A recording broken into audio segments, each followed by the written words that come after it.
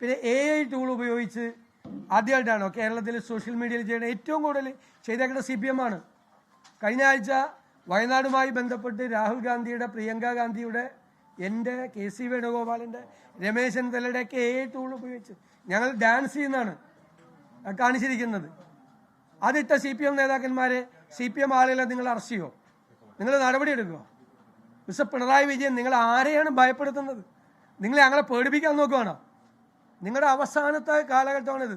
നിങ്ങളുടെ ഭരണത്തിൻ്റെ അതിൻ്റെ അഹങ്കാരമാണ് നിങ്ങൾ ഈ കാണിക്കുന്നത്.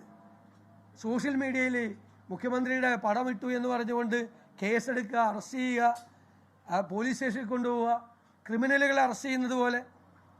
എന്നിട്ട് പോലീസ് ജീപ്പിന് ബോംബെറിഞ്ഞ CPM നേതാവിനെ, 20 വർഷത്തേക്ക് കോടതി ശിക്ഷിച്ച CPM നേതാവിനെ, അവൻ ജയിലിൽ കിടന്ന് 1 മാസം തികയുന്നതിന് മുമ്പ് പരോളിൽ വിട്ട സർക്കാരാണിത്. പരോളിൽ വിട്ട സർക്കാർ.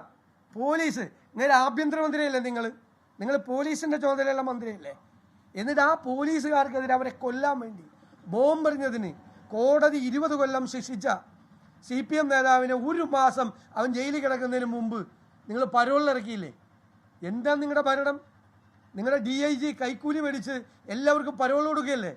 അതിൻ്റെ ഷെയർ വേറെ ഉന്നത ഉദ്യോഗസ്ഥന്മാർ കൈപ്പറ്റുമല്ലേ? TP ചന്ദ്രശേഖരനെ 51 വെട്ടുവെട്ടിക്കൊന്ന ക്രിമിനലുകൾ മുഴുവൻ പുറത്തല്ലേ? ലഹരി മരുന്ന് മാഫിയയ്ക്ക് നിങ്ങൾ സൗകര്യം ചെയ്തു കൊടുക്കുകയല്ലേ? നിങ്ങളുടെ ജയിലിൽ നിങ്ങൾ കഞ്ചാവും ഡ്രഗ്സും എത്തിച്ചു കൊടുക്കുകയല്ലേ? പോലീസിൻ്റെ സഹായത്തോടു കൂടി, ജയിൽ ഉദ്യോഗസ്ഥന്മാരുടെ സഹായത്തോടു കൂടി. എന്നിട്ട് മാനം മര്യാദയായിട്ട് ജീവിക്കുന്ന ആളുകളെ രാത്രി വീട്ടിൽ നിന്ന് അറസ്റ്റ് ചെയ്ത് പോലീസ് സ്റ്റേഷനിൽ കൊണ്ടുപോകാം. പേടിപ്പിക്കാനൊന്നും വരണ്ട ഞങ്ങളെ. അത്രയൊന്നും ആയിട്ടില്ല ഞങ്ങൾ. പേടിപ്പിക്കാനൊന്നും വരണ്ട. അങ്ങനെയൊന്നും കേരളത്തിലെ കോൺഗ്രസും കേരളത്തിലെ UDF പിന്തിരിഞ്ഞു പോവില്ല. നിങ്ങൾ ഏകാധിപതി ചമയണം. നിങ്ങൾ ഏകാധിപതി ചമഞ്ഞാൽ ഞങ്ങൾക്ക് ആർക്കും ഒരു പേടിയില്ല. ഞങ്ങളെല്ലാം നിങ്ങൾക്ക് അറസ്റ്റ് ചെയ്യേണ്ടി വരും വീട്ടിൽ വന്നിട്ട്. എന്തൊരു നാണക്കേടാണ് കേരളത്തിന് നിങ്ങളെപ്പോലെ ഒരു മുഖ്യമന്ത്രി, ഈ പിണറായി വിജയനെ പോലെ ഒരു മുഖ്യമന്ത്രി. ഒരു സോഷ്യൽ മീഡിയയിൽ ഒരു പ്രചരണം നടത്തിയതിന് ഒരു മുതിർന്ന നേതാവിനെ അറസ്റ്റ് ചെയ്ത് പോലീസ് സ്റ്റേഷനിൽ കൊണ്ടുപോകാൻ നിങ്ങൾ അപമാനമാണ് കേരളത്തിൽ. മിസ്റ്റർ പിണറായി വിജയൻ, അപമാനമാണ്. നിങ്ങൾ ശബരിമലയിൽ പാട്ടുപാടിയതിന് കേസെടുത്തിട്ട് നാണം കെട്ട് ഓടിയ വഴിക്ക് പുല്ലുപോലും മുളച്ചിട്ടില്ല. ഇത് 2ാമത്തെ കേസാണ്. ഇതുപോലെ എന്തും ചെയ്യാമെന്നുള്ള ധാരണയൊന്നും വേണ്ട കേരളത്തിൽ.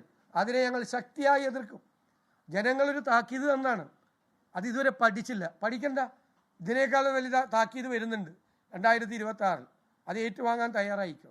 ഭയപ്പെടുത്താൻ നിൽക്കണ്ട എന്നാണ് ഞങ്ങൾക്ക് പറയാനുള്ളത്.